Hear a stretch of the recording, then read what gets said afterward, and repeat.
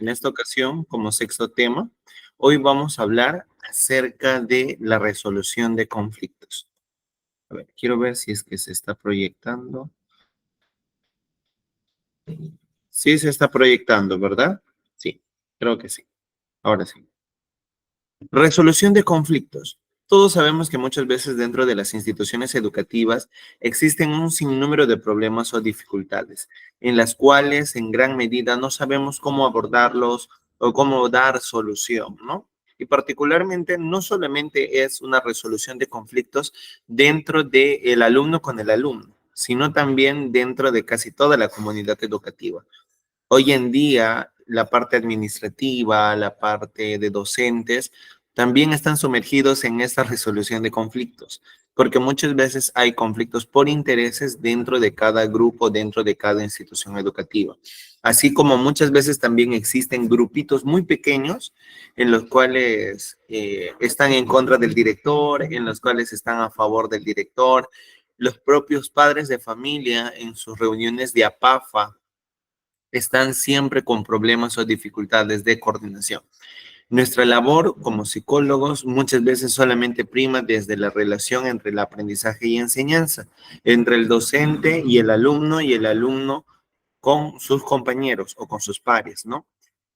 Pero muchas veces también nos surge trabajar a nosotros dentro de los padres de familia, porque en las diferentes aulas también existen muchos problemas en los cuales abordamos.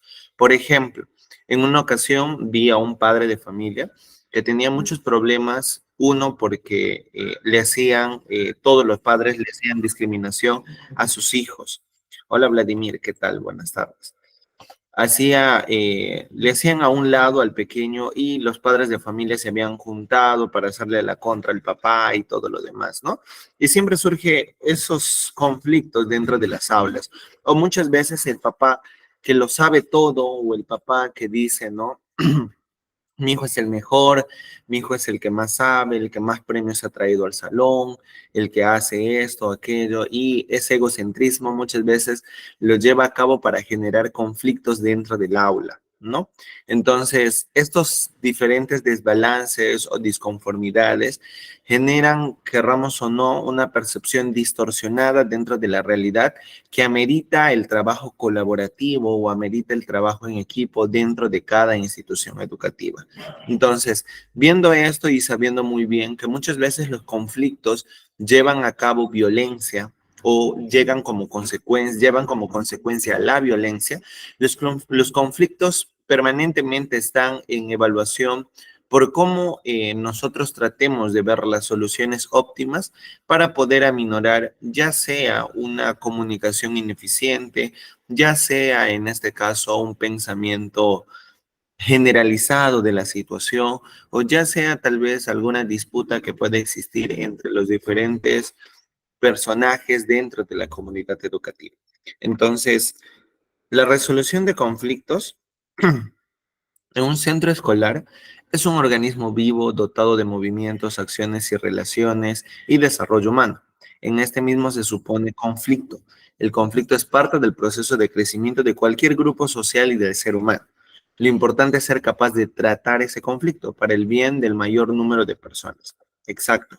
Nosotros lo que tratamos de ver no es visualizar el conflicto como tal, es incrementar tal vez el conflicto, sino buscar una solución dentro de esto. Justo ayer estaba desarrollando una escuela de padres en una institución educativa de secundaria y pues hicimos una dinámica y muchas veces dentro de las dinámicas captamos la atención de los padres de familia, ¿no? Y el tema era asociado a la prevención y resolución de conflictos. Esta dinámica era una dinámica donde los padres se tienen que colocar en un círculo agarrados de manos cruzadas y poder desenredarse. La dinámica se llama nudo grupal, nudo humano o círculo en nudo o algo así, ¿no? Entonces tiene diferentes nombres esta dinámica. Entonces, solamente es cuestión de poder tener una comunicación dentro del equipo o una estrategia para poder, en este caso, zafarnos o volver a ya no estar cruzado las manos ni tampoco estar en nudo, ¿no?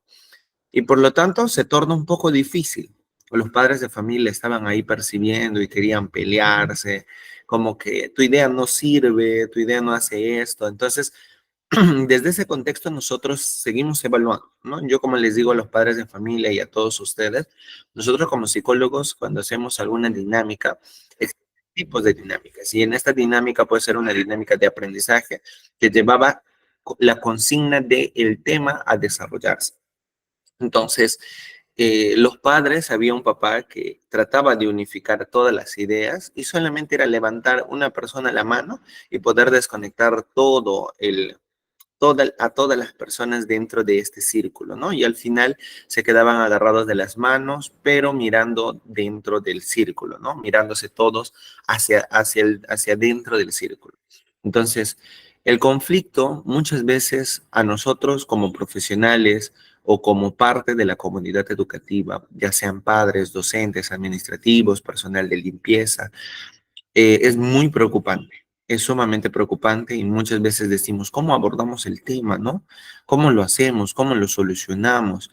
Y muchas veces hay cuestiones en las que solamente tiene que quedarse con el docente en la solución del problema.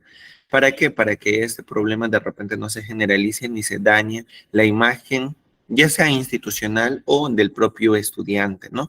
Sin embargo, es importante tener un flujo de información ante la resolución del conflicto. Porque muchas veces también, muchas veces, cuando trabajamos esto de la resolución de conflictos, solamente lo hacemos de manera verbal. Pero las estrategias que nosotros utilizamos para poder realizar el trabajo o poder, en este caso, aminorar, es poder solucionar el contexto, ¿no? Solucionar el conflicto a partir de un flujo de atención. No todas las instituciones educativas tienen flujos de atención en la resolución de conflictos. Algunos no están dentro de su reglamento interno, la resolución de conflictos. Cuando yo iniciaba dentro del margen educativo, dentro del campo educativo, me he topado, por ejemplo, que hay instituciones que no tienen un reglamento interno bastante preciso ni específico, tal vez con los detalles de acciones. Y hay algunos que, por ejemplo, al inicio yo no sabía que existía un reglamento interno en la institución, solamente pensaba que era el PI y nada más, pero sí existe un reglamento interno y todos ustedes deben conocer ese reglamento interno porque si nosotros salimos de las acciones de ese reglamento interno, caemos en falta y muchas veces también dentro de esta existen normas, deberes o responsabilidades que tiene el docente. Y el docente termina muchas veces sancionado por no tomar en cuenta el reglamento interno. Y asimismo también, por ejemplo, los propios profesionales, ya sea administrativos o nosotros como psicólogos dentro de la acción de esta resolución de conflictos. Hace poco tuve un caso de ciberbullying en la institución educativa. Eran 6 niñas que estaban dentro de este problema del ciberbullying, ¿no? Donde una chica que era de otra institución amenazó a una desde su Instagram hacia las demás partes, ¿no? Entonces, todos le tenían miedo a la niña porque acá dice en donde ella estudia que es un colegio adventista y la otra chica que también estudia en el mismo colegio adventista que está embarazada de un mes y que tiene su grupo de pandilleros y todo, querían pegarle a un estudiante que no había hecho nada por el estilo, no había fastidiado a nadie, ni conocía a las chicas de primer año de secundaria que esta persona asumía dentro de los chats en Instagram que les había amenazado y todo y quería pegarles, ¿no? Entonces, nosotros en primera instancia recopilamos la información sobre este problema del ciberbullying, ¿no? Tratamos de indagar todo de manera específica utilizando las redes sociales. Y de esta manera proseguimos a llamar a los padres de familia. ¿Para qué? Para poder conocer cuál es su percepción o conocimiento del caso. Ahí nos damos cuenta el estilo de crianza que tienen los padres, ahí nos damos cuenta si son papitis, mamitis, ¿no? Esas famosas términos que se utilizan cuando son muy sobreprotectores los padres, cuando en este caso de repente todos, las 6 niñas, tenían Instagram, tenían seguidores, publicaban contenido y todo eso, ¿no? Y ustedes saben que dentro de esta labor nosotros logramos muchas veces hacer psicoeducación. Y la psicoeducación es poder nosotros educar a la persona, valga la redundancia, o el término de repente de psicoeducación, educar la parte cognitiva o la parte de su conducta a partir de brindarle información necesaria sobre la actividad que sea correcta o saludable, ya sea para los pequeños o para los padres de familia. Y ustedes saben que tanto TikTok, tanto Instagram, tanto Facebook, cualquier red social, te pide mayoría de edad para crearte un usuario. Y muchas veces los menores de edad que hacen falsifican su fecha de nacimiento, tal vez la fecha igual, pero el año de nacimiento diferente, y por el cual se concreta de repente no tener acceso a estas redes sociales, ¿no?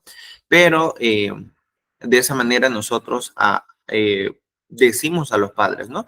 Todos los papás decían que todos sus hijas tienen celulares, todos los papás decían que sus hijas no tienen reglas o límites dentro del uso de sus celulares, sus papás no los controlan, muchas veces están encerrados en sus cuartos haciendo supuestamente las actividades de tarea, pero están en el celular y los padres eran muy conscientes sobre este tema, ¿no? Pero al final, una de las mamás procedió a hacer una denuncia al colegio adventista por el ciberbullying y por el daño emocional que tenía su hija. El director de esta institución, me pidió realizar un informe de todo lo que se había realizado con los padres y también con los estudiantes. Y pues en esta ocasión, indagando, ¿no? Nos sumergimos a los chats individuales de los estudiantes y las chicas eran las que tenían mucho contacto con él. Las 6 chicas tenían demasiado contacto con la chica que, entre comillas, la amenazaba y les decían bebé, les decían quién es su novio, tenían una conversación muy fluida con esta persona. Y solamente por momentos aparecía como que, ten cuidado, te podemos mandar a pegar, ¿no? Entonces, luego proseguía y se reían en el chat, se enviaban audios, las chicas no querían para oír los audios ni nada por el estilo, solamente daban pantallazos de lo que era malo, ¿no? Lo que supuestamente era malo, pero muchas veces terminaba siendo algo de broma. ¿Por qué? Porque era una correlación de las conversaciones anteriores y después que no se podían percibir. Finalmente, finalmente en este caso, nos pudimos dar cuenta que las 6 niñas mentían sobre la información del ciberbullying.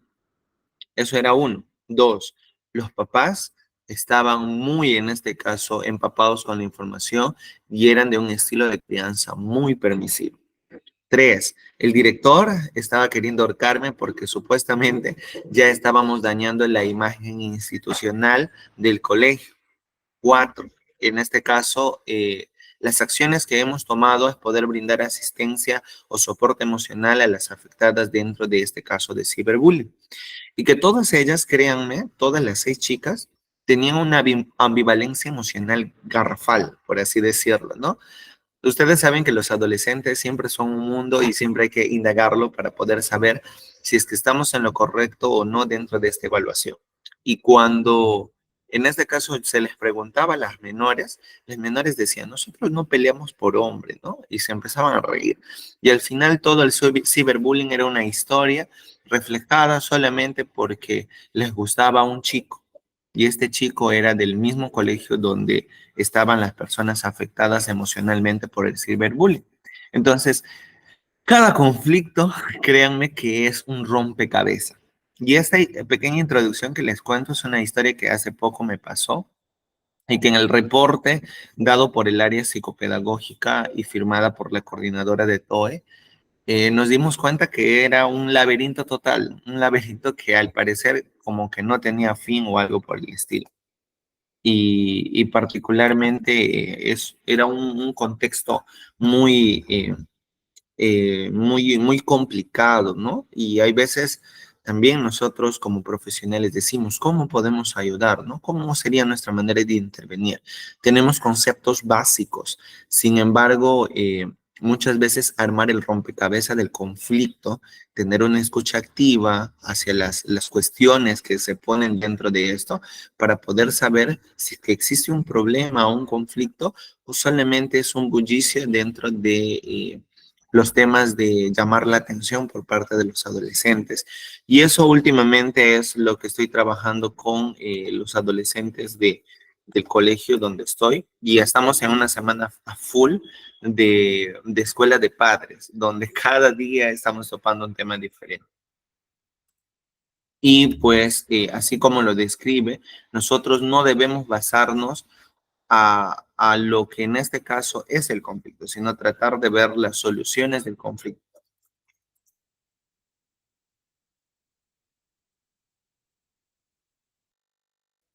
Y,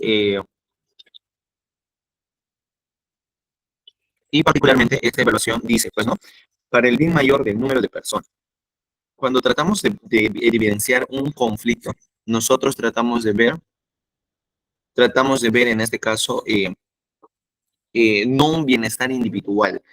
Y eso es lo que pasa en las instituciones educativas cuando nos dejamos llevar por la revictimización, cuando nos dejamos llevar de repente, no solamente en estudiantes, ojo, sino también en docentes, porque me ha tocado, por ejemplo, ver el caso de una profesora que no le gustó que una profesora se vaya a hacerle supervisión, que es común y normal dentro de, en este caso, de brindar la información, ¿no? De hacer la supervisión y no le gustó y se fue a gritar en la dirección. Sí, bien airosa, gritó, refutó y todo eso. Y cuando llegó el director, se hizo una mansa paloma, se hizo la víctima que le habían puesto bajo punto. Empezó a llorar la profesora y yo, gracias a Dios, fui testigo de ese momento de careo que tuvo con la profesora supervisora. Y entonces ahí, por ejemplo, si nosotros queremos tratar un conflicto, el primer punto o clave es ser totalmente imparcial con las cosas. No dejarte sobrellevar, sino analizar por cada punto característica, disculpen, por cada característica de una comunicación verbal o no verbal dentro de la misma.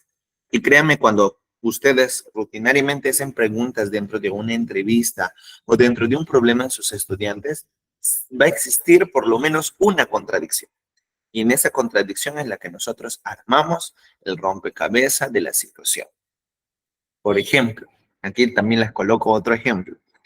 Había una mamá, una niña que siempre entraba llorando a la institución educativa, llorando, llorando, y la profesora del nivel, en este caso es de primario, el caso que les cuento, era de primer grado de primario, y estaba llorando, llorando, llorando, y la profesora siempre se incomodaba porque todos los días paulatinamente era así. Yo conversé con la niña, hice una intervención lúdica para poder saber qué es lo que está pasando en su dinámica familiar o qué es lo que está pasando consigo mismo o dentro del aula. La niña me hizo la promesa que ya no va a entrar a llorar a clases y me contó un poco sobre que su mamá llegaba tarde a casa y no podía dormir porque llegaba tarde y la que le cuidaba era su hermana, ¿no? Entonces, seguimos evaluando el caso. La niña dejó de llorar una semana, volvió a la semana y empezó a llorar nuevamente, ¿no? Y la mamá, ¿qué decía al respecto a la profesora? Era otra recopilación de la información dentro del problema. Que su hija no quiere venir y entra llorando porque le discriminan, porque hay una niña que le mira mal, que con tan solo mirarle siente que le está haciendo mal, siente que le está perjudicando a mi hija, le está haciendo un daño emocional y todo eso. Yo como profesional me senté un día a estar observando con mi lista de cotejo ahí sobre la conducta de esta menor para poder desmentir o saber si es o no es dentro de los rasgos descritos por la mamá. Entonces, un día agarré a la mamá después a entrevistarla y la mamá sí se notó un poco bastante evasiva con algunas preguntas. Y ustedes, aún de repente, siendo docentes, la experiencia muchas veces ya te da a entender cuándo una persona miente y cuándo no, ¿no? ¿Verdad? Y muchas veces es rascada de nariz, tocada del cuello, tocada de la frente, la oreja, o algún tipo de respuesta no verbal que te esté dando la mamá sobre la mentira que puede estar dando, ¿no? O en ese momento le pique el ojo y está así como rara, ¿no? Entonces la mamá me decía, no, yo la cuido, duerme conmigo, está todo tranquilo. El papá trabajaba lejos. Yo hice venir al papá de lejos para poder absolver esta duda, porque ya era algo incómodo para las madres de familia también dentro del aula, porque era como que la niña marginada, la niña que nadie quiere en el salón por los pequeños que están en clase, ¿no? Entonces llamé al esposo y el esposo sí me fue sincero. Y él me dijo, sí, mi mujer se va de parranda, se va de fiesta hasta la 1 de la mañana y vuelve a esa hora y mi hija no puede dormir porque ella duerme con mi hijo. Y entonces la que le cuida es mi hija mayor de 16 años. Entonces, la mamá cuando hice el confronte de la información, pues se quedó muy sorprendida, porque pensaba que nunca se iba a escarbar mucho dentro del conflicto o el problema que pasaba dentro de esta situación. Y así existen muchos conflictos que muchas veces, como yo les digo a los papás, ¿no? Más que todo en el ámbito de intervención en el área de psicología o en la intervención como ustedes docentes, ¿no? O tal vez padres de familia. Lo que se les sugiere es no ser así pequeñas capas, no esconder todo bajo una máscara o bajo una situación. Porque lo que yo voy a hacer como psicólogo es meter la mano en el tacho de basura, empezar a indagar más, hasta llegar al punto clave de que esta es la raíz del problema, ¿no? Y los papás sí comúnmente ocultan todo lo que pasa, todo lo que dicen. ¿Para qué? Para que no sientan cierto prejuicio, ¿no? Entonces, eso. Entonces, continuando con esta explicación, se menciona que el conflicto es una situación de confrontación de dos o más protagonistas, en los cuales existe un antagonismo motivado por una confrontación de intereses. Exacto. La confrontación de intereses es lo que genera. Ok, Lisa, no hay problema. Es lo que genera ciertas características de llevar a cabo ya sea una conducta agresiva o ya sea una violencia parametrada o ya sea en este caso un momento tenso del problema que se está pasando, ¿no? Entonces, cuando ya llega a un tema de violencia, de repente es un punto clave de susto, ¿no? Que podamos tener para poder abordar el caso. Porque ustedes saben que, bueno, siendo sinceros, ¿no? Siendo sinceros tal vez en la magnitud del desarrollo en intervención, cuando existe ya un tema de violencia física o un tema de violencia centrada en algún factor o en alguna persona muy determinada habitualmente, muchas veces los padres proceden con denuncias, ¿no? Entonces, ningún directivo o parte administrativa de la institución muchas veces quiere estar dentro de estos problemas. Cuando tú firmas, sellas, es el gran temor. Y por eso es que muy pocos psicólogos también, bueno, algunos se aventuran de manera espontánea o de manera como que hay que probar suerte porque es trabajo, ¿no? Y cuando se encuentra con estos casos ya no sabemos qué hacer. Y pues lo más tedioso de repente dentro de los casos que podamos atender es cuando hay un proceso legal. Y nosotros como profesionales evaluamos, nosotros como profesionales damos nuestras versiones dentro de las evaluaciones realizadas y también los directivos. Y por eso es que, oh sorpresa, muchas veces no sucede eso, no sucede esos temas de ayuda por parte de los administrativos. Actualmente yo me encuentro elaborando en 3 instituciones. En una ya la dejé por el tema de los horarios y las atenciones que tenía en un consultorio personalizado, pero en 2 instituciones en las que ahora estoy, en una de ellas, por ejemplo, lo que hay es celos profesionales. Ningún docente quiere verse crecer, ningún docente quiere que el otro sea más, el otro sea menos, así. No, o sea, hay un cierto límite ahí que ni siquiera las impresiones, ni la impresora, ni las hojas bond, ni las fichas se comparten. O sea, nada. Hasta a mí, como psicólogo, me da miedo de decir, profesora, ¿me puede brindar, por favor, hojas bond para generar mis impresiones? O sea, hasta a mí me da un pavor porque todos están ahí peleando y todo eso. Yo quise armar, por ejemplo, mi programa de habilidades sociales. Y ustedes saben, para armar un programa nosotros necesitamos materiales. Entonces, lo primero que hice es hacer una indagación por cada aula. Me fui a entrevistar a cada docente qué problemas de repente dentro de las habilidades sociales carecen sus estudiantes, ¿no? Entonces me fui, pero yo, por ejemplo, particularmente para atender a los pacientes, siempre necesito una ficha de derivación del docente o en este caso un consentimiento informado subsanado por los padres de familia, ¿no? Para poder tener el aval de ello o de parte de los tutores. ¿Para qué? Para que no exista algún problema de que el psicólogo está hostigando, el psicólogo está haciendo esto o de una manera correcta. Si tú tienes un proceso o un fluido de evaluación correspondiente a eso, entonces quiere decir que nosotros proseguimos en el flujo de atención. Y yo les decía a todos los docentes cuando me iba a entrevistarlos para las habilidades sociales, les decía, profesorita, no se olvide de poder ir, hasta ese momento no sabía que había dilemas administrativos, eh, se puede acercar a la subdirección a recibir las fichas de derivación para que si usted detecta algún problema de aprendizaje, algún problema de emocional, algún problema de repente del contexto personal de los estudiantes, puede usted derivar la ficha para poder ser atendido por mi persona dentro del área psicopedagógica.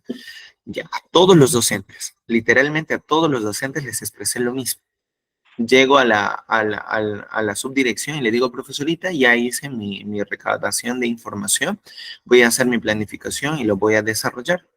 Y me dice, ¿te preguntaron algo los docentes? No, profesorita, solamente les sugerí que deben ir acá, venir a la dirección para poder sugerir el material de ficha de derivación para la atención en el área de psicología. Y la profesora, la subdirectora, se molestó demasiado y me dijo, ¿cómo vas a hacer eso? Me dijo aquí nosotros no tenemos para gastar papel, aquí cada uno se solventa por sus propios medios, aquí no hay preferencia para ningún docente, solamente nosotros los administrativos podemos utilizarlo, ¿no? Yo en el área tengo los materiales de todos los salones y hay un montón de hojas bond, hay tintas de impresoras y nadie quiere compartirlas, por ejemplo. Entonces, desde ahí, el clima organizacional o la cultura organizacional dentro de la institución educativa está mal. Y tú lo investigas de manera ya de repente haciendo todas tus actividades. Porque en el PI muchas veces también es el proyecto educativo institucional o el plan educativo institucional, te das cuenta que muchas veces se pintan flores dentro de los problemas que hay en la institución. Y eso es lo que nosotros como profesionales descubrimos. Y hay mucho, y hay de repente salones. Por ejemplo, también me topé en este salón, en esta institución que ya la dejé, en el nivel primario, cada docente del primer año o primer grado de primaria tenía su metodología de trabajo, ¿no? Cada uno tenía, y nadie se compartía materiales, nadie, absolutamente nadie. Y eso era como que yo me sentaba a veces, conversaba con los docentes, ¿no? Y sí, pues, esta profesora quiere todo gratis, quiere esto, aquello, ¿no? Y ya, me voy a la otra profesora quería compartir sus materiales, pero había algunos que también abusaban de querer utilizar siempre los materiales y no hacían ni su planificación de sesiones, ni su hora de aprendizaje, ni sus materiales. Todo ya les daban en consecutivo los materiales los otros profesores, ¿no? Y cuando llegaba, por ejemplo, la supervisión por el Ministerio de Educación, oh sorpresa, solamente una profesora tenía el material realizado, su sesión de aprendizaje desarrollado, ¿no? Entonces, todos en ese momento, profesora, la impresora, profesora, por acá, todos alterados. Y la profesora que tenía el único material, ella le conversé y me dijo, yo ya puse un límite y dije, no les voy a compartir nada. Y mira, cuando el momento de no compartirlos, me doy cuenta que ya ha venido el Ministerio de Educación y les ha sancionado, ¿no? A los docentes y les ha bajado en la calificación de evaluación. No sé si pueden apagar sus micrófonos, por favor, tengan cuidado. De repente dicen alguna palabra mala o alguna situación en la que están que interrumpe la clase, por favor. Gracias. Entonces, en esta ocasión, estas experiencias que les cuento es bastante habitual, muy habitual dentro de las instituciones educativas. Si nosotros tuviéramos un cuaderno de quejas de todos los días, créanme que todos los días existiría una queja agregada por un padre de familia, por un estudiante o en este caso por los propios docentes, ¿no? Así que, afortunadamente, dentro de el aprendizaje que tienen los pequeños, nosotros los hemos enseñado acerca de la reciprocidad social, ¿no? Pero un poco como que esta reciprocidad social se ha, se ha mal interpretado en cuestiones de conducta, ¿no? Por ejemplo, el hecho de que alguien no te comparta, tú también no debes compartirlo, ¿no? El hecho de que, y esto pues parte también no solamente de la psicología educativa, sino de la psicología social, donde existe el estereotipo, el prejuicio, la discriminación, el racismo, entre muchos términos más dentro de estos conceptos. Y por lo tanto, la reciprocidad social es un término que hoy en día se utiliza, pero de una manera diferente. ¿Para qué? Para llevar a cabo más conflictos que soluciones. Y la reciprocidad social hace hincapié a poder, en este caso, recibir, dar algo sin tener, brindar algo, brindar algún servicio sin la necesidad de recibir algo a cambio, ¿no? Entonces, muchas veces en esta reciprocidad, porque la reciprocidad habla de dos personas, eh, la otra persona o la otra parte que no es recíproca con entregar o brindar la información que en algún momento necesitas, genera este tipo de malestar, ¿no? Un día, así también el día de FENSIT, creo que acá, bueno, en los demás países no sé qué términos utilizará para poder generar el aprendizaje de los estudiantes en cuanto a sus días de logro o en cuanto a investigaciones, pero en Perú lo denominamos como FENSIT Eureka, ¿no? Entonces, había una organización que tenía de docentes que tenían que repartir panes y refrescos a todos los alumnos y también a nosotros como parte de la institución que estábamos observando, que estábamos evaluando la participación de los estudiantes. Entonces, hubo una profesora que se fue a pedirle a otra profesora que los ayude, pero dentro del equipo de esta repartición de alimentos estaban unos 7 profesores, ¿no? Y los 7 se estaban ayudando ahí, pero esta profesora se acercó, no necesitaban ayuda, pero se acercó. Yo estaba atrás mirando y la profesora le dijo si es que ella puede acercarse para pedir, en este caso, los panes y repartir a sus alumnos. Y la profesora le dijo con toda comunicación asertiva, ¿no? Profesorita, esa responsabilidad no me compete. Yo ya cumplí con la función que me han otorgado dentro de este programa de FENSIT.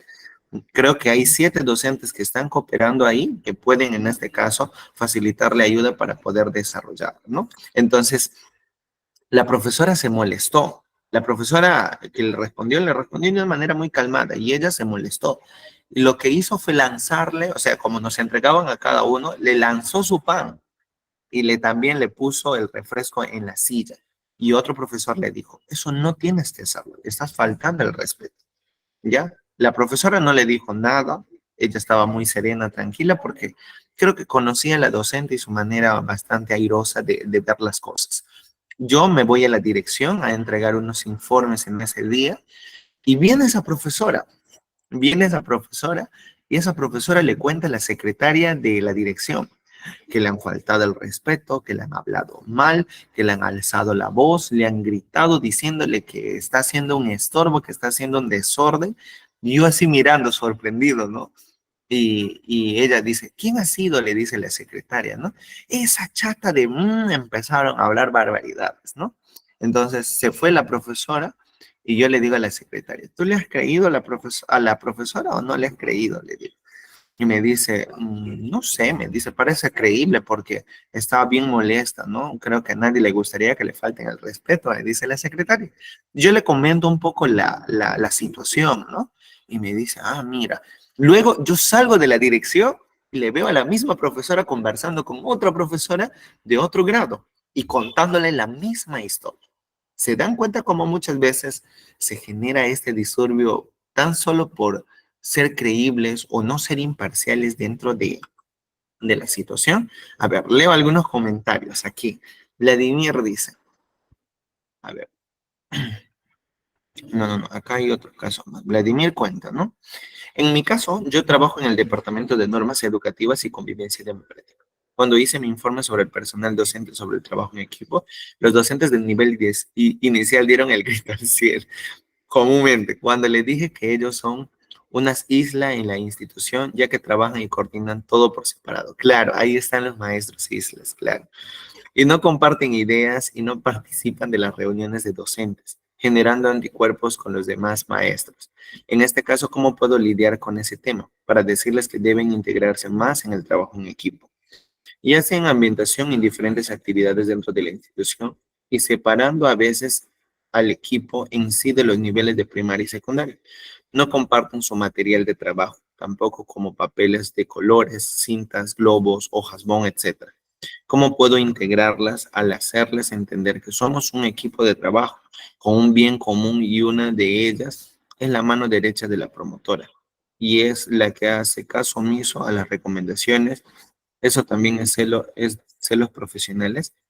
Mira, en este caso, por ejemplo, yo como departamento del área de psicología, yo hice un plan llamado Plan Biopsicoemocional para docentes. Y al mes elegimos un día donde salimos a hacer actividades lúdicas y recreativas. Y es ahí donde trabajamos el trabajo en equipo y la coordinación. Y muchas veces tenemos un diálogo terapéutico para poder, en este caso, conversar sobre los dilemas o las cuestiones que tenemos con los docentes, ¿no? Entonces, esto obviamente es parte del clima y la cultura organizacional de la institución. Y cuando trabajamos este margen de cooperación o de trabajo en equipo, por ejemplo, hacemos dinámicas de resolución de conflictos que han podido observar, ¿no? O por ejemplo, si tuvieras, pegamos en la parte de atrás, o sea, más que todo trabajamos con dinámicas. ¿Saben por qué? Porque muchas veces si tratamos el tema de conversarlo de manera frontal, en ocasiones puede generar mayor conflicto y una discusión más fuerte que la de antes. Entonces, de manera indirecta, nosotros de repente tomamos esa estrategia para poder trabajar con los docentes de manera eficiente con los términos mencionados en desventaja, como el trabajo en equipo, como la comunicación asertiva, la resolución de conflictos, el liderazgo, iniciativa, motivación y demás. Entonces, por ejemplo, una de las estrategias que utilicé en unas primeras sesiones en algunas instituciones en las que he estado era colocarles una hoja bond en la espalda de cada docente. Y cada docente tenía que escribir primero 3 fortalezas del compañero o el docente que ustedes consideran, ¿no? Escribían 3 fortalezas o una fortaleza de todos los docentes. Escribían, escribían, escribían, escribían. Y luego 3 debilidades. Escribían, escribían, escribían. Y cada docente hacía una retroalimentación. Porque tú no sabes quién ha escrito, quién es esto, porque son muchas descripciones. Entonces ahí empezamos a hacer un cuestionamiento, ¿no? Hacemos un diálogo en el cual empieza a sonar un poco más sobre la conciencia de las acciones o en este caso la conciencia de qué prejuicio estoy teniendo yo para poder desarrollarme eficientemente dentro de la institución educativa. Y es así. Entonces, luego volvemos nuevamente a otro día al mes, porque ustedes saben que también los docentes como que no siempre tienen el tiempo libre y hay veces, así como menciona Vladimir, los factores rojos o las personas más que queremos que participen no aparecen. Y eso es así. Y muchas veces ahí también existe un reglamento interno que se debe tomar en cuenta, porque al docente también, por no acatar a las actividades de la institución, enviamos un memorando de, ya sea llamada de atención, un memorando sancionándolo o alguna actividad que, bueno, ¿no? Se considere. Pero, ojo, cuando tratamos estos temas a partir de no ser partícipes, así como lo dices, Vladimir, tenemos que ver las conexiones que tienen estos docentes. Y hay veces los directivos son amigos de todos y hay veces son más amigos de los factores rojos y no permiten desarrollar las actividades que nosotros queremos. Así que lamentablemente hay situaciones en las que nosotros no podemos manejarlas. Tratamos e intentamos de hacerlo, sí, pero sabemos que tarde o temprano nuevamente decaeremos o fallaremos porque no podemos intervenirlos de manera profunda. ¿Por qué? Por el mismo hecho de las características que generan, en este caso, nuevamente el incremento. Lo que tratemos de observar siempre es cuál es el reforzador que aumenta la conducta. ¿Cuál es, ya sea una persona, una situación o en este caso alguna actividad que incrementa la situación de disturbio dentro de los docentes? Puede ser una persona, porque también me ha tocado.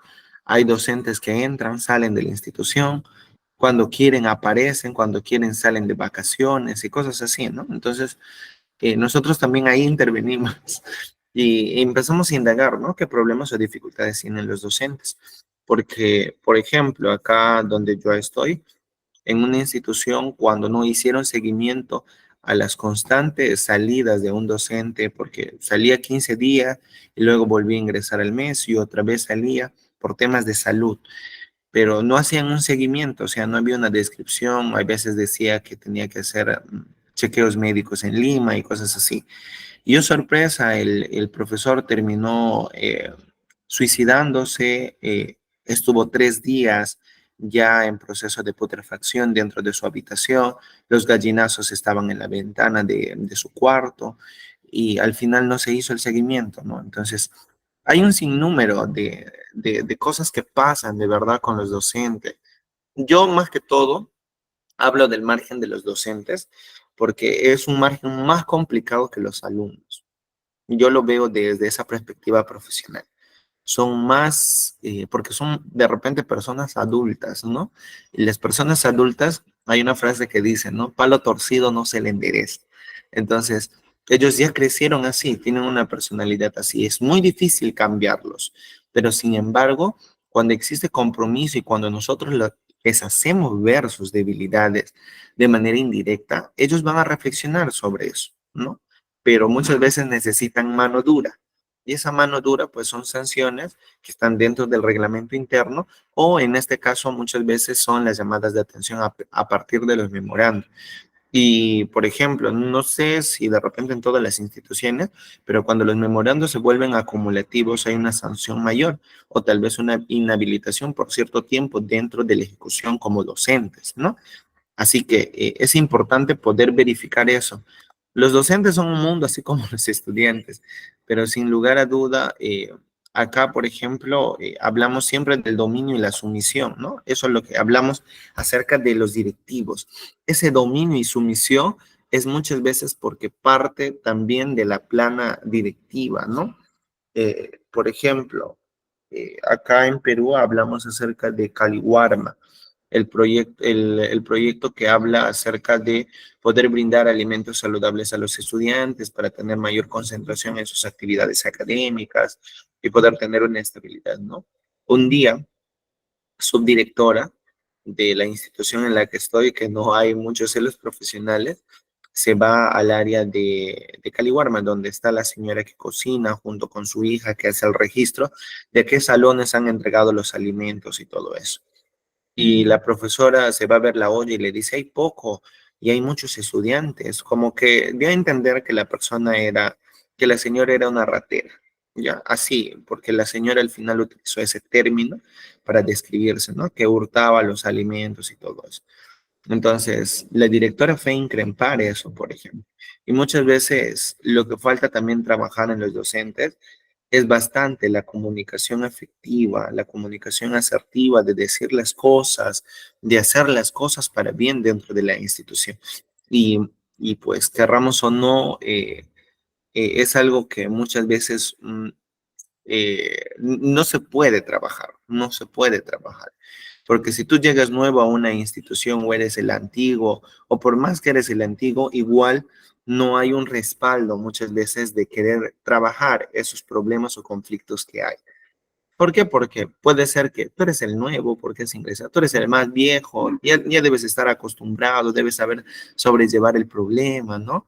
Ya estás acostumbrado a eso. Por eso, por ejemplo, a los que he entrevistado como personal administrativo, la secretaria de la otra institución me decía, este año ya me quedo y de ahí me voy porque estoy harto de ver a estos docentes pelear, me decía, ¿no? Entonces, muchas veces se generan estas cosas porque existe este esquema, ¿no? De el dominio y la sumisión, no solamente en estudiantes, ojo, sino también en los docentes y también en los padres de familia para con sus hijos. Y entonces, acá, por ejemplo, la descripción dice que obedecer a otros se constituye como un esquema rígido de pautas a seguir, de las cuales es difícil defenderse desde la propia inmadurez personal. Exacto. O sea, es bastante difícil cuando encontramos eso. Eh, y como parte de los docentes, pues, ¿no? Yo soy el de años de experiencia. Yo ya tengo años de experiencia. Yo ya tengo mucho tiempo y son muy pocos los que te reciben cuando tú les hablas. Por más que los hablas así, como que haciendo las cosas o diciendo las cosas, lo toman, o sea, no lo toman a bien. Me pasó, me pasó el año pasado que había yo me había presentado en el director y también en la subdirectora de secundaria, pero me habían dado el horario de la primaria para poder estar en la institución educativa. Me presenté también con la profesora y la subdirectora, pero en ese entonces cuando hice una comunicación con ella, estuvo, eh, estuvo teniendo el celular en la mano y no me hubiera escuchado, me imagino. Créanme que pasó 3 meses. 3 meses no tenía atenciones. No tenía atenciones, hacía los talleres, pero no tenía atenciones. Y yo había presentado mi material y todo para las derivaciones de los casos, para poder atenderlos, mis fichas, todo. Tenía mi portafolio, pero no tenía atenciones. Y cuando hacía los talleres sí veía problemas o dificultades, pero no llegaba a ninguno. Oh sorpresa, la profesora, la subdirectora, pensaba que yo era un interno de psicología y que no era psicólogo, porque en una ocasión le pedí permiso porque tenía que dictar una clase en otra universidad. Y le dije, profesora, ¿me puede brindar este servicio? Y suplo en esta ocasión los horarios de acuerdo a otra actividad que sea necesaria dentro de la intervención del área pedagógica. Me dijo que sí, normal, no hay problema. Cuando regresé me dijo, ¿y cómo vas? ¿Ya tienes tu título? Me dijo la profesora, ¿no? Yo le dije, profesora, yo soy psicólogo, le digo, ¿no? Ah, tú eres psicólogo y todo eso, ¿no? Al día siguiente, o sea, como que se quedó rara. Y al día siguiente, créanme que sacó un portafolio archivados todos los casos que tenía. De todos esos 3 meses, ella tenía el contenido de la información, pero nunca me las compartió porque decía que no era un profesional o no en este caso tenía el conocimiento como consideraba que era un interno de psicología, consideraba que en este caso como psicólogo, como interno, no podía abordar los casos. Entonces, al final, la información se quedó ahí, por ejemplo. Y al final, yo digo, ¿no? Porque algunos muchas veces hablan mal del área psicológica cuando al final no, en este caso se trata o se comparte la información, pero no son ellos unos aliados para poder incrementar el conocimiento, incrementar la ayuda a los estudiantes. Entonces, así como Vladimir puso su caso, existen muchos casos, Vladimir, y sé que dentro del margen de la resolución de conflictos hay cosas que solamente terminan siendo un criterio personal a partir de ser asertivos ante las situaciones, nada más. Y hay cuestiones en las que sí, cuando hay oportunidad, se interviene y hacemos la resolución de conflictos. Pero sin embargo, muchas veces cuando nosotros tratamos de hacer esta resolución de conflictos, terminamos siendo los antagonistas de cada historia, literalmente. Terminamos siendo esos antagonistas, esos malos, esas personas que, mira, tú has visto esto y por qué has visto esto, ¿no? Entonces, un sinnúmero de cosas. Lamentablemente, eso es la realidad de las instituciones educativas. que no está lejos de cada cosa, ¿no? Por ejemplo, dice, la sociedad actual y su estructura social son grandes bolsas de pobreza y desempleo. Favorece contextos sociales donde es más propicio un ambiente de agresividad, delincuencia y actitudes antisociales, ¿no? Entonces, las estructuras sociales van a partir de este margen de prejuicios, estereotipos que nosotros podamos tener sobre las situaciones o conflictos que puedan surgir dentro de las instituciones educativas. Lo que suceda fuera, muchas veces en este caso, es un manejo externo que puede darle el padre de familia, pero al fin y al cabo también es una información que nosotros tenemos que tomarlo en cuenta para poder abordar los casos, ¿no? Entonces, si les contara, por ejemplo, los casos de los estudiantes, si les contara los casos de los estudiantes, nosotros muchas veces encontramos muchas más dificultades, muchos más problemas, ¿no?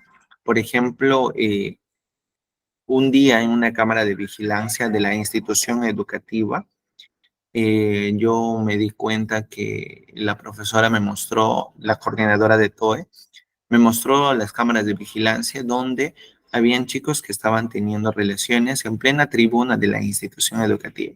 Se estaban tocando y todo un sinnúmero de cosas en pleno escenario de un teatro que había para los chicos de secundaria.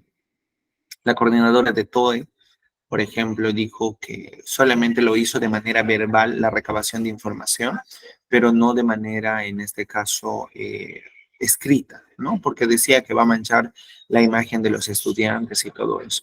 Y yo muchas veces me pregunto, ¿no? Y digo, ¿qué pasaría si de repente esa persona quien ha estado teniendo, porque por ejemplo, desde mi análisis de las cámaras de vigilancia, las que grababan el video, había chicas que grababan videos y había la cámara de vigilancia que también estaba grabando lo que hacían las demás estudiantes. Y era como que estas personas estaban reflejadas también a la conducta de morbo dentro de esta actitud por parte de los estudiantes. Y la estudiante, cuando yo la veía dentro de las cámaras de vigilancia de los diferentes ángulos, parecía como una estudiante que tenía algún tipo de retraso mental. Y, y en este caso yo particularmente sentía que el chico la estaba abusando dentro de las cámaras de vigilancia. Pero la coordinadora de TOE, la evaluación de estos videos, se quedó algo sorprendida, ¿no? Que al toque la subdirectora le llamó la atención y le dijo, tienes que traerme un esquema de toda la evaluación, de las incidencias que pueda haber y todo eso. Entonces, cuando hablamos de los conflictos estudiantiles, también hablamos acerca de que los directivos tratan de cuidar la imagen institucional,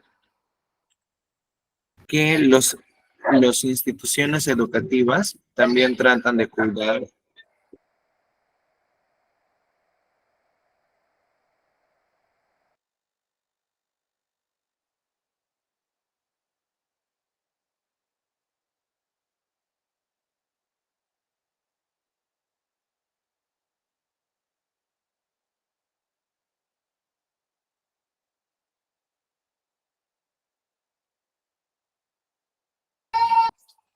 Disculpe, disculpe. Cuando eso sucede, cuando eso sucede es que mis hijas les han quitado algo y están llorando. Disculpen por eso. En este caso, bueno, hablando acerca de la agresividad, la delincuencia o las actitudes antisociales, estas conductas, muchas veces reflejadas en la institución educativa, se tratan de guardar muy al margen de poder abordarlas. ¿Por qué? Por el daño institucional. Si ustedes han escuchado en sus instituciones educativas, no hay que dañar la imagen institucional, créanme que estamos haciendo mal. Créanme que estamos haciendo mal.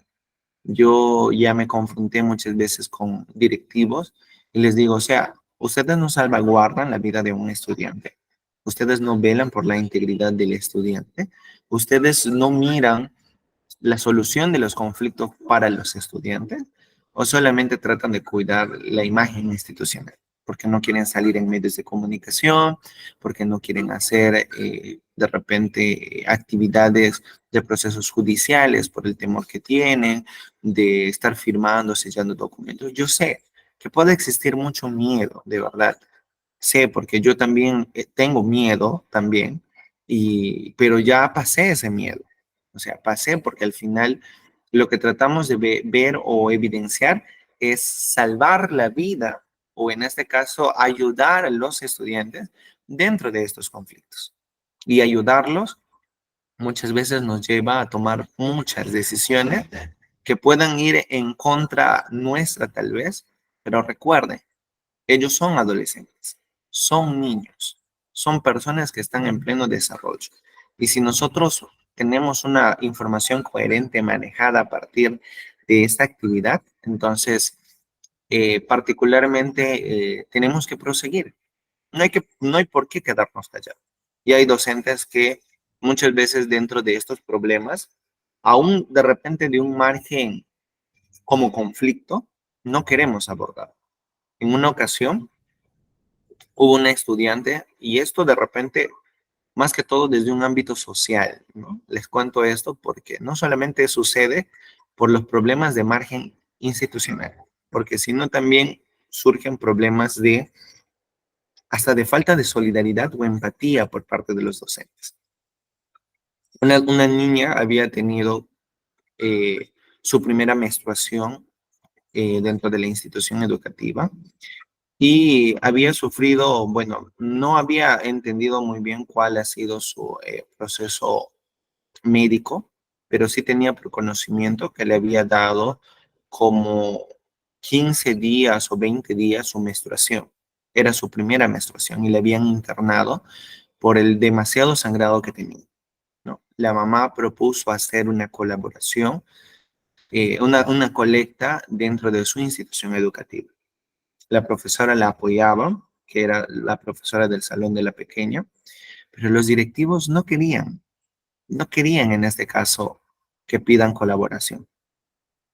Tratamos de conversar con ellos, me pidieron ayuda a mí, conversamos, entraron en un poco de sentir humano, en calidad humana, y, eh, pero hubo unos docentes, créanme, que armaban más el conflicto de repente de discusión de la mamá con, en este caso, de la mamá con los docentes, porque estos docentes decían, pero es normal, cuando le da su primera menstruación son 20 días, pero la niña ya estaba en un estado crítico por haber tenido mucho flujo de sangre, ¿no? Entonces, ellos minimizaban el hecho, o en este caso, hacían de ver que la niña no tenía una dificultad y por qué van a estar colaborando, ¿no? Y muchas veces esos comportamientos también llevan a, esto también en este caso lleva ciertas discrepancias, ¿no? Ciertos problemas. A ver, Ivonne Romero quiere contarnos la experiencia. Dice, buenas noches, le comento como anécdota. Estaba, estaba, estaba cámaras de videos y una pareja de adolescentes. Ah, ¿por qué las actitudes de hoy en adolescentes, no? En este caso, bueno, eh, si yo me he puesto a indagar a a algunos estudiantes, todo prima desde la comunicación efectiva que tengan los padres de familia. Por ejemplo, una docente, una adolescente de tercer año de secundaria, se acercó al consultorio y me dijo que en este caso nunca le había dicho a su mamá que había tenido su primera menstruación, ¿ya? No había tenido su primera menstruación. Y entonces, tampoco le había enseñado a poner las toallas higiénicas, por ejemplo, porque no tenía la confianza con la mamá de poder comunicar esos aspectos. Entonces, yo, por ejemplo, como profesional, cuando le pregunté, le dije a la mamá, en algún momento usted ha estado en alguna experiencia que haya considerado a su hija como algo incómoda, para que usted como mamá le ayude? No, me dijo todo, siempre nos hemos comentado, siempre nos hemos comunicado, ¿no? Entonces yo le pregunto, ¿usted sabe cuándo ha sido su primera menstruación de su hija? Y me dijo, nunca me comentó y todo por el estilo, ¿no? Entonces ahí hice un pequeño hincapié. Luego, esta misma estudiante me dijo que ya tenía relaciones sexuales activas y lo que ella utilizaba era la pastilla del día siguiente como método anticonceptivo. Pero en este caso, por ejemplo, la utilizaba mal, porque ella lo utilizaba cada vez que le daba su menstruación y no lo utilizaba de repente en las relaciones sexuales o algo por el estilo, ¿no? Como corresponde de repente eficientemente hacerlo. Y no, tampoco le hacía preguntas a la mamá. Y eso, por ejemplo, también tuve el caso de una niña, de una estudiante del tercer año de secundaria, casi la mayoría son de tercer año de secundaria. En el tercer año de secundaria, esta adolescente había tenido sexo oral con todos sus compañeros en el baño de hombres. Hubo videos, nos hicieron ver los videos, y de manera externa también hubo un video en un hotel con todos sus compañeros teniendo también nuevamente sexo oral. Entonces ahí entra una gran preocupación sobre qué está pasando con los papás, ¿no? ¿Por qué está sucediendo estos temas tan garrafales? Y esa es la misma pregunta, ¿no? ¿Por qué las actitudes de hoy de los adolescentes? Que esto quiere decir que hay muchos factores que inhiben dentro del comportamiento del adolescente. Y esas conductas o esas situaciones son muchas veces reflejos de una falta de comunicación, de un estilo de crianza ineficiente. Porque muchas veces hay cutting en los estudiantes, porque muchas veces hay padres con un estilo de crianza muy autoritarios, donde no se sienten seguros de sí mismos, donde no pueden tomar decisiones por sí mismos, donde siempre tienen que estar acatando a reglas, a órdenes, ¿no? Y todos esos factores o ese círculo inhibe dentro del comportamiento de los adolescentes. Entonces, esa justificación dentro de la acción negativa o catastrófica que nosotros vemos tiene un análisis desde la metodología científica y es poder indagar desde dónde surge el comportamiento, ¿no? Desde dónde surge. Por ejemplo, esta adolescente que tenía sexo oral, esta adolescente, por ejemplo, había visto de su mamá cómo le hacía infiel a su papá. Y en los WhatsApps que tenía, la mamá tenía fotos desnudas, fotos de sus partes íntimas enviadas al amante en esta ocasión. Y sucesivamente el amante le enviaba también a la mamá. Y eso, por ejemplo, percibió la niña, pero nadie le dio una justificación o una información sobre por qué suceden estas cosas, ¿no? Ella lo tomó de la manera más normal, como si fuese algo rutinario que pueden hacer sexting de repente dentro de las redes sociales o dentro de un chat o una videollamada, ¿no? Entonces ella lo veía normal. Y cuando empezamos a investigar un poco más sobre esta conducta de la menor, la mamá era una prostituta, o sea, era una trabajadora sexual. Y, y quién sabe, ¿no? De repente la menor participaba o veía o era también parte de una explotación sexual dentro del trabajo que tenía la mamá, ¿no? Entonces, hay un sinnúmero de cosas que nosotros escarbamos tras, o sea, de cualquier ámbito. Puede ser un factor genético, puede ser un factor social, puede ser un factor educativo, puede ser un factor de relaciones interpersonales, puede ser un factor intrapersonal, pueden ser muchos factores. Pero delimitar qué factor permite que el adolescente se comporte así es una indagación bastante profunda para poder saber de dónde se origina el problema, ¿no? Si es por imitación el aprendizaje, todas las teorías, ahí inician todas las teorías del aprendizaje. Si la conducta es aprendida por la observación, si la conducta es aprendida por características sociales, de lo que ve en su barrio, de lo que sucede en su situación, de lo que sucede con sus padres, de lo que sucede con sus compañeros y demás.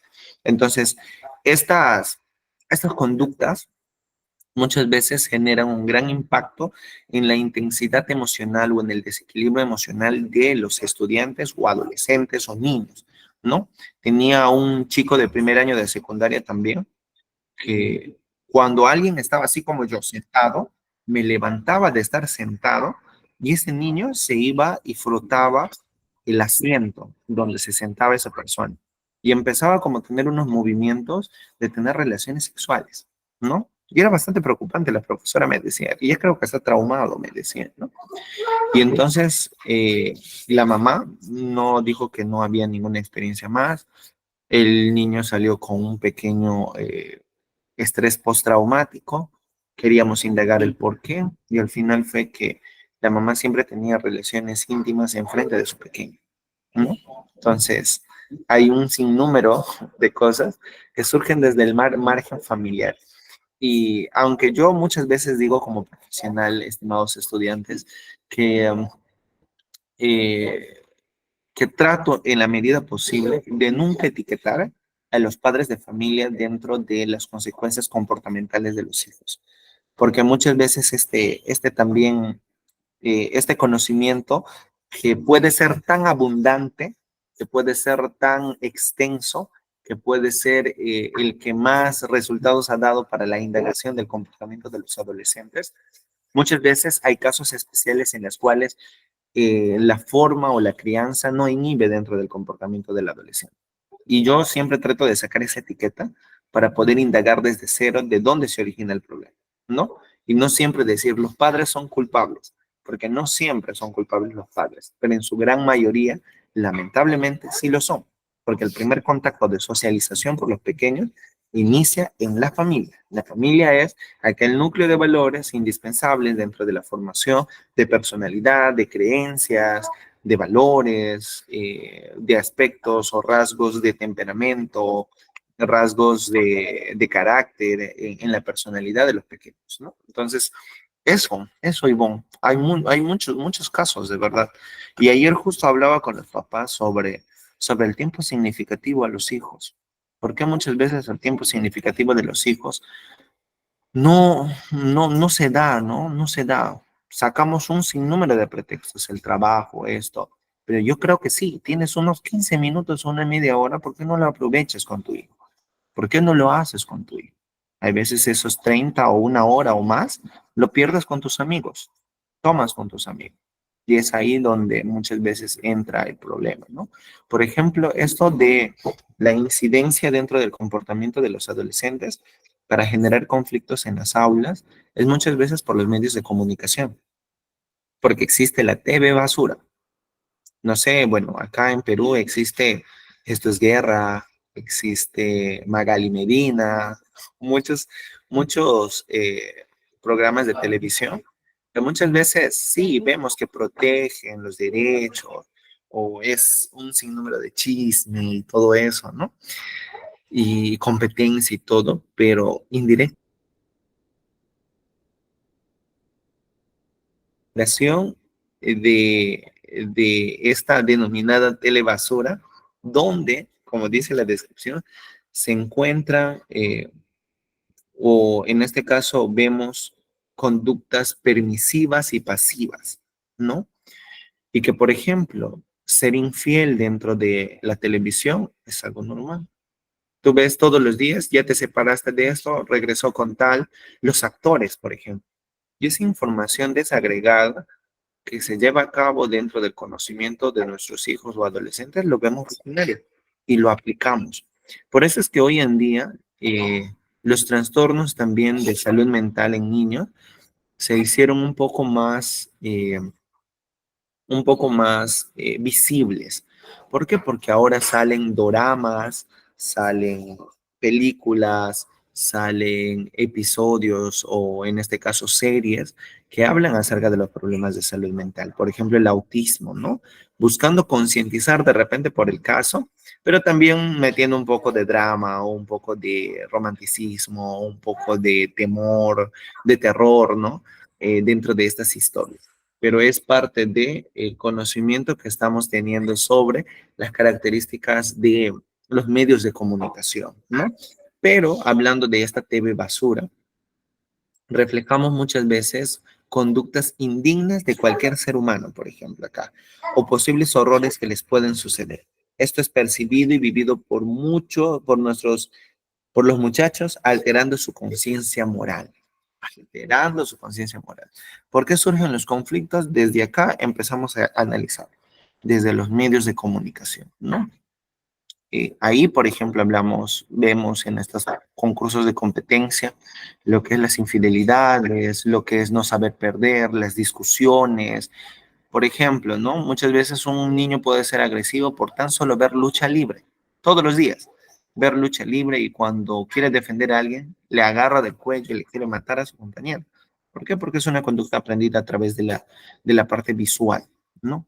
Y así como ustedes ven acá la imagen que dice, la basura que está entrando en los cerebros de los niños y los niños están muy atentos. Y ojo, muchas veces las telenovelas, mamitas o docentes que están acá que tienen hijos, así como yo, muchas veces las telenovelas también inhiben dentro del comportamiento de los pequeños, ¿no?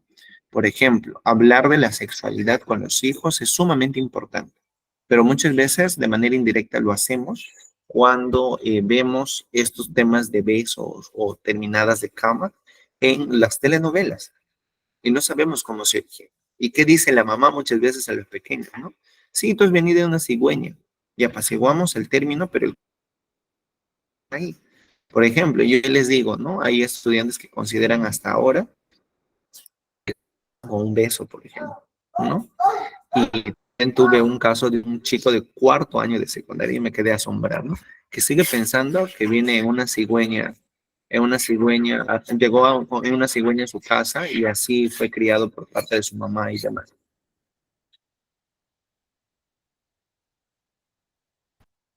Y entonces, en este caso, por ejemplo, eso parte mucho dentro de casa, ¿no?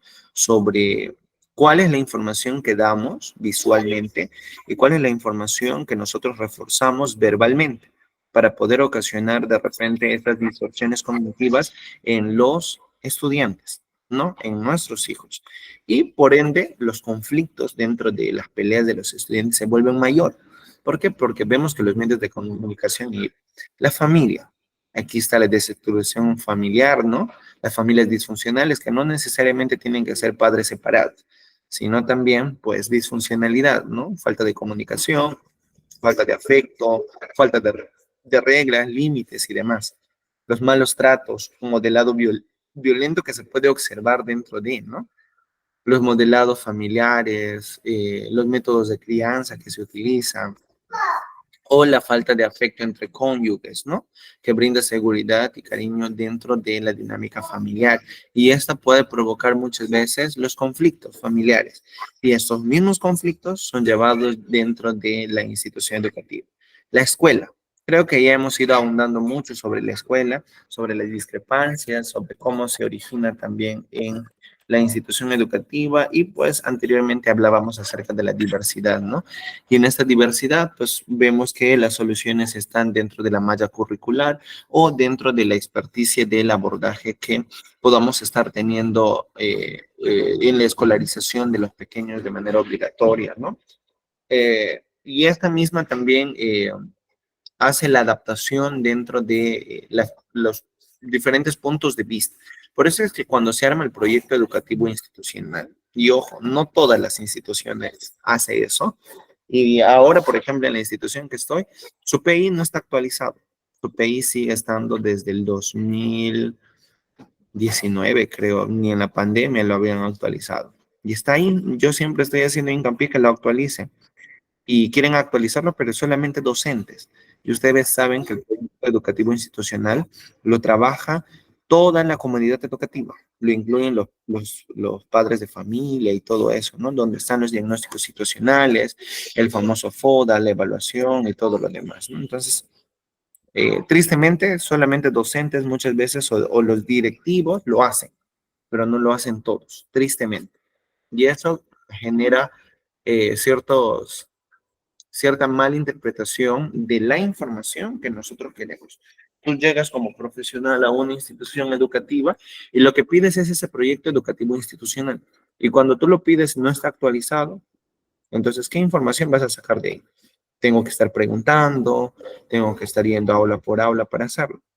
Y pues, eso tampoco compete dentro de las actividades o funciones, porque una institución educativa, su carta de presentación es eso, y eso tiene que tenerlo actualizado, ¿no? Entonces, si ustedes son profesionales dentro de la rama educativa, tienen que saber muy bien que la comunidad educativa elabora ese proyecto educativo institucional.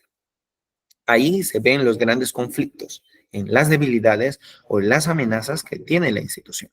Y ahí mismo encontramos las oportunidades que nos garantizan a nosotros de cómo abordar los diferentes casos que tenemos.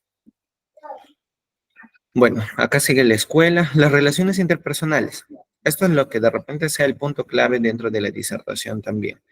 La relación entre el profesor y profesor, el profesor alumno y el alumno alumno, donde ahí vemos diferentes circunstancias. Acá, todo lo que hemos hablado al inicio, los grupos enfrentados, la falta de consenso sobre los estilos de enseñanza, la inconsistencia en la actuación ante los alumnos, dificultades de trabajo en equipo, faltas de respeto, poca implicación en la toma de decisiones, falta de implicación en el equipo directivo, profesores que se sienten victimizados por el equipo directivo. Todo eso genera también un daño dentro del aprendizaje del estudiante. Por estar peleando, y a veces no hacemos las actividades. Hay docentes también que son muy relajados, que están comiendo su marciano, les dejan tarea a los estudiantes y salen a conversar y no hacen un seguimiento al estudiante. Yo te puedo permitir eso en la hora del recreo, ¿no? Sí, también te puedo permitir cuando tengas alguna reunión y sea necesario y haya un compartir y lo haces. Pero muchas veces existen abandonos en las aulas cuando están en la hora de clase. Yo me tocaba entrar, por ejemplo, para hacer talleres en las aulas, entraba y no había nadie. Luego estaba esperando porque no podía entrar a la clase porque los chicos tenían una actividad dentro de esta clase. La profesora llegó después de 20 minutos y me dijo que había salido pidiendo permiso a la directora y todo eso. Me voy a la directora, le empiezo a sacar un poco de información, porque mi trabajo también es ver la metodología del docente. Y me dijo que no supo que había salido la profesora, que la profesora salió así nada más y fue un problema, ¿no? Y hace poco, por ejemplo, no, el mes pasado tuve una cierta confrontación, por ejemplo, con un profesor del tercer grado de primaria. Este profesor a mí me llamó ocioso, me llamó que no hago nada, que no ha visto mi trabajo, no ha hecho eso, no ha hecho lo otro. Yo en este caso le presenté toda la información de sus estudiantes evaluados, todos. Y él me decía, ¿en qué momento lo hiciste? ¿No has trabajado? Y yo le decía, profesor, las veces que me iba a sacar a su estudiante de su clase, no estaba usted presente.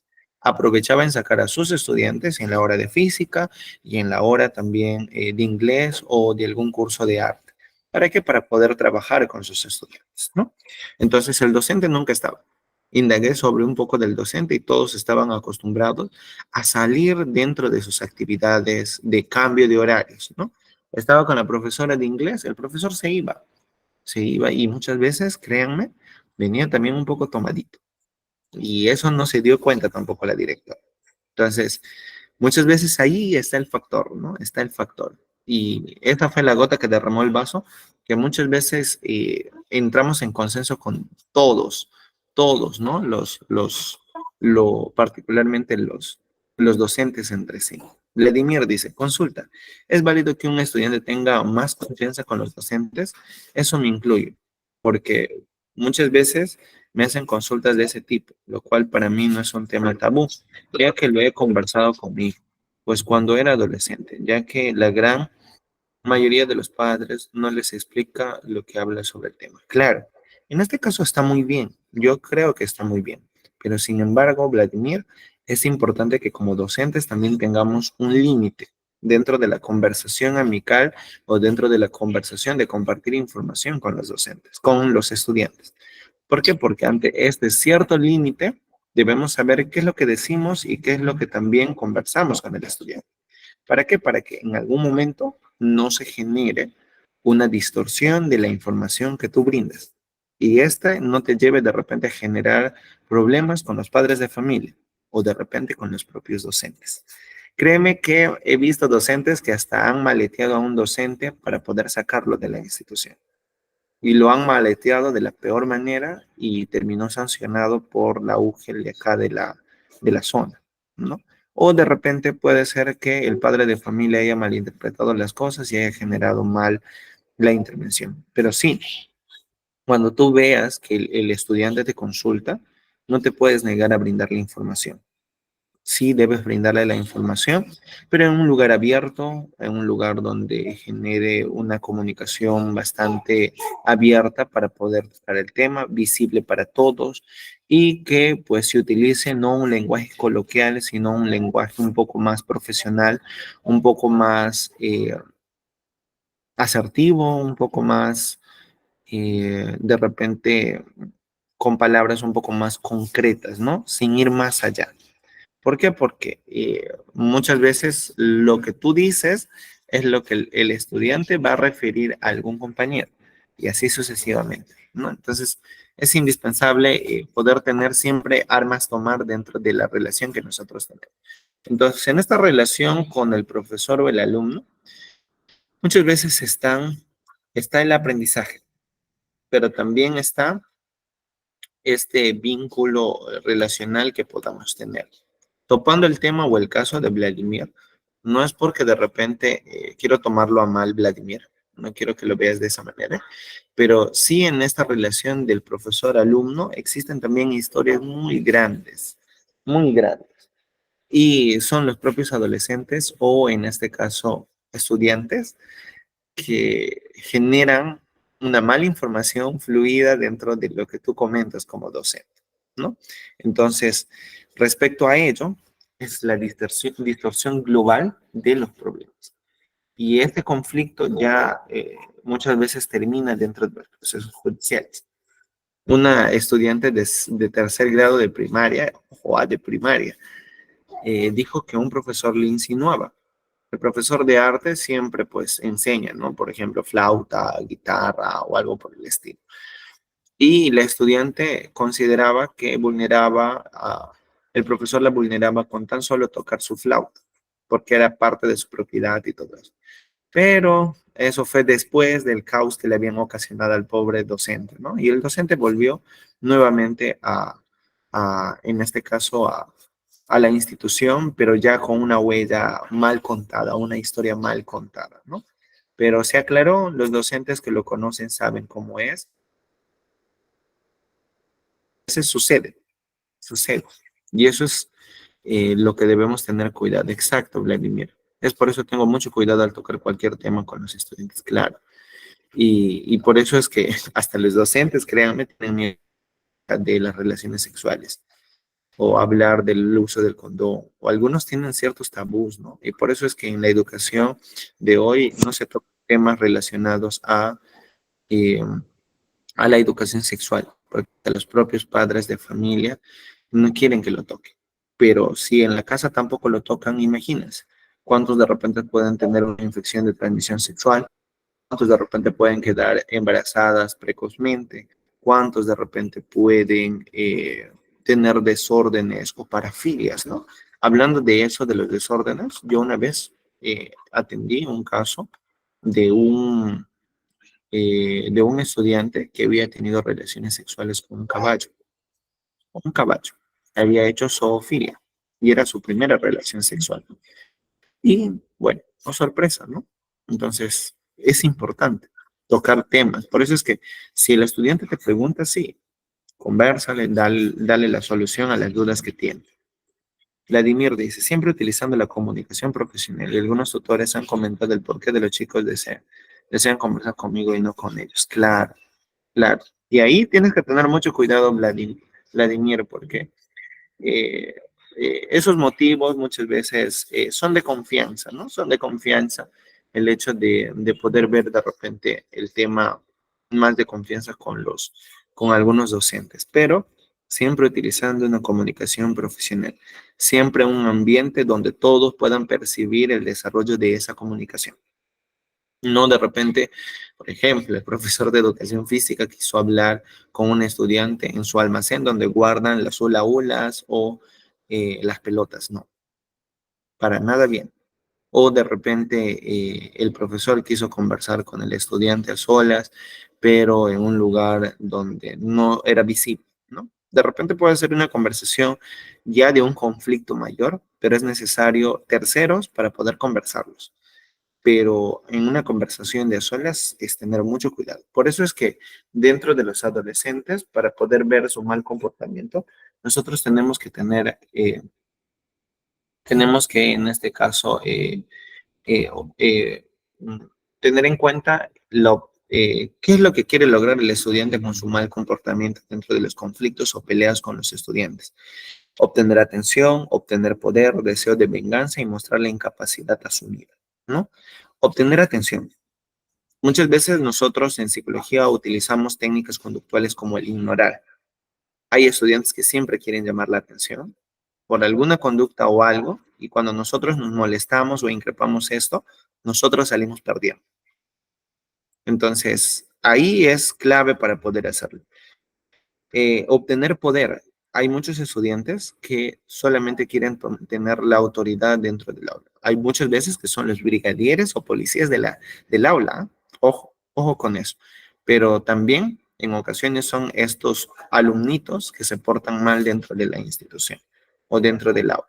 El deseo de venganza. Aquellos estudiantes que quieren tomar represalias con sus compañeros. Y ojo, el hecho de esta identificación del mal comportamiento también tiene que estar basado a características de comunicación por parte de la solución de problemas. Y eso lo presento más abajo, porque el tiempo se está acabando. Solución de disciplina se fundamenta en los siguientes principios de actuación por parte de los adultos. Establecimiento de relaciones basadas en el respeto mutuo entre profesor y alumno. Respeto mutuo. Algo de manera recíproca. Algo que tienes que colocar como límite dentro de una conversación. El rol del profesor es más el de estimular al alumno en su toma de decisiones que el de presionarlo en ese sentido. Ojo, eso también es una estrategia de comunicación que nosotros debemos tener.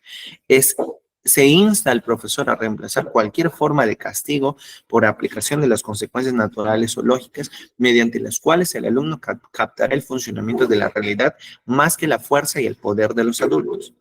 Si nosotros nos mostramos autoritarios ante el reglamento, ante las cuestiones de la comportamiento del alumno, puede de repente tener algún cambio, sí, pero muchas veces nosotros no debemos perder o distorsionar la confianza que le otorgas al estudiante. ¿Qué quiere decir esto? Por ejemplo, algunas sanciones dentro del comportamiento del estudiante es, no sé, de repente barrer toda la institución con el personal de limpieza o traer materiales de reciclaje, según el reglamento interno que ustedes puedan tener en su institución educativa. Y esto no te lleva a que tú, como docente, te muestres muy autoritario. O sea, lo mires o lo etiquetes al estudiante como una mala persona. Lo que tú menos debes hacer es romper la confianza con el estudiante. Sí, mira, yo te explico. Debido a este comportamiento, tienes una pequeña sanción que es realizar esta actividad. Terminada esta actividad, nosotros esperamos que puedas tener un cambio o reconocer los errores o faltas que has tenido. Entonces, das una apertura a que el estudiante pueda reconocer, pero no es porque simplemente ya tú lo estás etiquetando como una mala persona. Y eso en la resolución de conflictos, tanto para docentes o para estudiantes o padres de familia, la etiqueta ya determina muchas veces acciones en las cuales nosotros no hacemos, pero ya obviamente con la etiqueta es como que descriptiva, ¿no? Ya sabemos que es el niño malo, el niño rojo, el niño enfermo, el niño esto, el niño otro, y no funciona de esa manera. Tratar los problemas de convivencia de forma preventiva y recuperadora de las acciones antisociales, evitando las sanciones a toda costa. Acciones conjuntas, consenso entre la comunidad y participación obligatoria. Por ejemplo, ahí vemos algunas estrategias o alternativas. Comenzar una reflexión del profesorado y de los alumnos sobre los modos de actuar. Integrar el modelo de sanciones, derechos y deberes en el reglamento interno. Pero revisar qué puede hacer un grupo de profesionales para prevenir y mejorar. Exacto, donde nosotros intervenimos. Cursos de formación, reuniones periódicas y demás. Y pues hay algunas instituciones educativas que no están de acuerdo con que tengan un psicólogo o que de repente podamos nosotros desarrollar dichas actividades. Ojo, Aislar el problema, etiquetar e intentar sancionar a los alumnos con mala conducta de forma consistente para bajar su moral. No sé si ustedes, bueno, les comentaré a algunos que no son de Perú, ¿no? O bueno, no sé si recordarán esa noticia, donde un padre de familia castigó a su hijo por, en este caso, discriminar a su compañero por su forma de vestir. ¿Y qué hizo este padre de familia? Vistió a su hijo de la peor manera, se fue hasta en sandalias a la institución y todos se burlaron de él. Entonces, ¿ustedes creen que ha sido un castigo o ha sido de repente eh, dañar más la parte de salud mental en su pequeño? Y créanme que este niño, si no me equivoco en la noticia, salió que terminó suicidándose. ¿Por qué? Porque había tenido este hostigamiento por parte de sus padres. Y de esa misma manera, tanto él como haya lastimado a su compañero, pero no es una forma correcta tener este tipo en este caso, de comportamientos para solucionarlos. Vladimir dice, cuando es el tema de conducta, les ofrezco diferentes soluciones o talleres o darles un cargo para que vea la comunidad educativa que no solamente los más aplicados pueden tener un cargo importante. Claro, y eso ha generado el respeto de mis estudiantes y a mi persona y a los mismos padres de familia. Exacto. Sí, claramente, eso es indispensable, ¿no? Acá, por ejemplo, hablamos acerca de consejos escolares en casos muy alarmantes. Y sucesivamente, todo lo que hemos hablado acerca de la atención individualizada, cómo debemos hacerlo, los aspectos preventivos, ¿no? Todos conocemos esos aspectos preventivos. Eh, en las cuales nosotros eliminamos los estereotipos, tratamos de ver la igualdad, tratamos de ver los hechos de insultos o amenazas. No debemos normalizar ciertas cosas como docentes o como padres de familia sobre lo que nosotros estamos haciendo. Y pues finalmente el trabajo siempre tiene que estar relacionado a la educación en valores, las habilidades sociales, la resolución de conflictos, la metodología cooperativa y la tutoría. Hablando también de la educación para la salud, educación para el consumo, educación sexual, educación para la vida en la sociedad y educación para las relaciones interpersonales.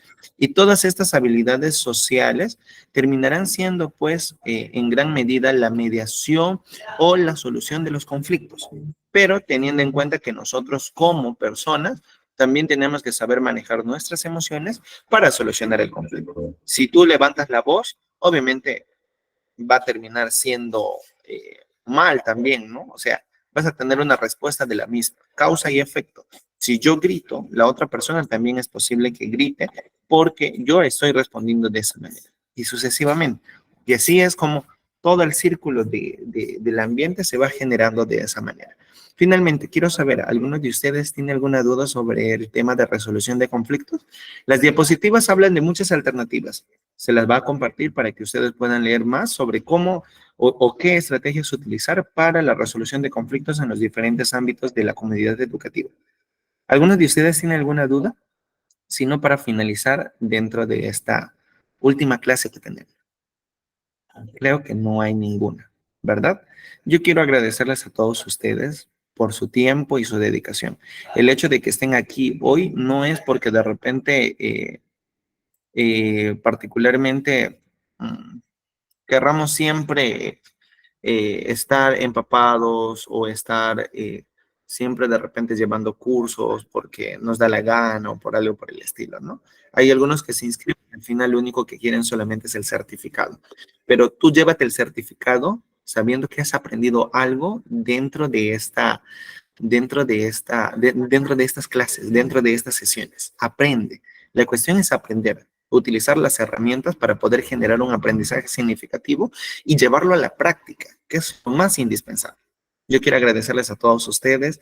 Mi nombre es Moisés Ruiz, soy psicólogo de profesión hace mucho tiempo, actualmente haciendo muchas actividades dentro del tema educativo, clínico y organizacional, y pues también puedan seguirme en las redes sociales, así como AITEC, y ahí también de repente podamos, en este caso, seguir conversando sobre el tema.